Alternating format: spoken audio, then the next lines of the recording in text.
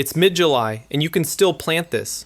1 bucket of bush beans on your balcony keeps you picking until fall. Here's the full setup, step by step. First, grab bush beans, not pole beans. Bush varieties stay about 2 feet tall and need 0 trellis, so they're perfect for a balcony. Look for Provider, Contender, or Blue Lake Bush on the seed packet. Any food-safe 5-gallon bucket works, new or rescued from a bakery. Flip it over and drill 4 to 6 drainage holes in the bottom because beans rot fast in soggy soil. That's your whole container. Fill the bucket with regular all-purpose potting mix and stir in a couple of handfuls of compost. Skip soil dug from the ground. It packs down hard in containers and drowns the roots. Leave 2 inches at the top. Beans hate being transplanted, so skip the seed trays completely. Push each seed about 1 inch deep straight into the bucket's soil and cover it loosely. 1 gentle watering and you're done. Direct sowing beats transplants every time. Space 4 to 5 seeds evenly around the bucket, a few inches apart. It looks sparse now, but crowd more in and you'll get a jungle of leaves and barely any beans. 5 plants is the sweet spot. Here's why July planting actually works in your favor. The soil is already warm, so seeds germinate in 5 to 8 days. No heat mat, no plastic covers.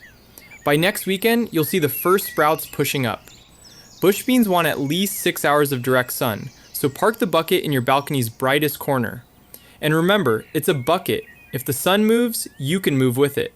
That's the container advantage. In July heat, watering is the make or break step. Soak the bucket deeply in the morning until water runs from the drainage holes. Skip the midday sips. They evaporate before the roots ever get a drink. Buckets heat up faster than garden beds, so give yours a sun hat. Spread 2 inches of straw, dried leaves, or even shredded paper over the soil.